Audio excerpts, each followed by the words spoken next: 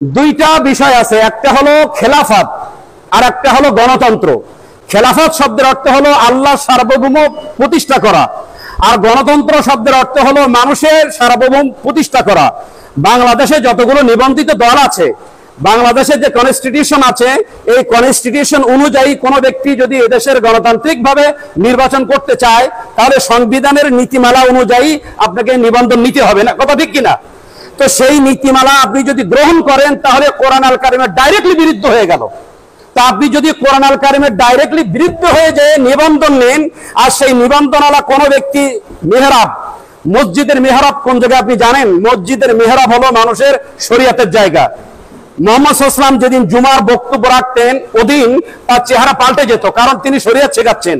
তো এই মসজিদের মেহরাবের উপরে দাঁড়িয়ে গণতন্ত্রের পক্ষে কোনো ব্যক্তি যদি কথা বলে, আর সেইটাকে যদি ইসলাম সাপোর্ট করার জন্য কথা বলে, তাহলে ডাইরেক্টলি তার ব্যাপারে আল্লাহ তাআলার ঘোষণা, ওমান আযলামু মিম্মান ইফতারা আলাল্লাহিল কাযিব।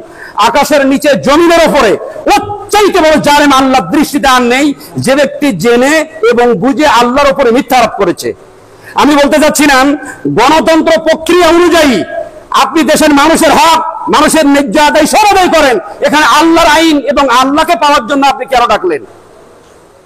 আপনি গণতন্ত্র হিসেবে যে কোনো ব্যক্তিকে যে কোনো অবস্থায় আপনি দেখেন, আমার কোনো আপত্তি নাই, কিন্তু আপনি যখন আল্লাহকে নিয়ে ডাকছেন, যেটা হলো আল্লাহর দল, কোরআন এবং হাদিসের দল, যখন আপনি বলছেন, তখন আমি আপনার বিরুদ্ধে কথা বলছি।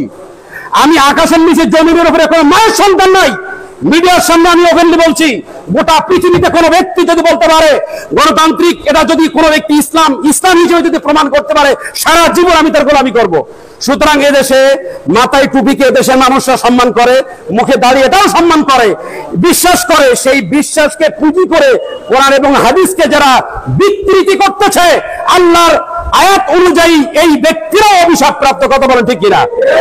আমি বলতে চাই, আপনি ভোট চান, কোনো অসুবিধা নাই, কিন্তু আপনি ইসলামকে কেন দোহাই দিবেন? যদি ইসলামকে দোহাই দেন, আগে এই কনস্টিটিউশন অনুযায়ী আপনার নিবন্ধন বাতিল করেন। আপনার নিবন্ধন ইসলাম বিরোধী, আল্লাহ বিরোধী, তাহলে আপনি মেহরাবের উপর দাঁড়িয়ে কিভাবে বলেন এটা হলো আল্লাহর দল? এটা মিথ্যা বলেছেন আপনি।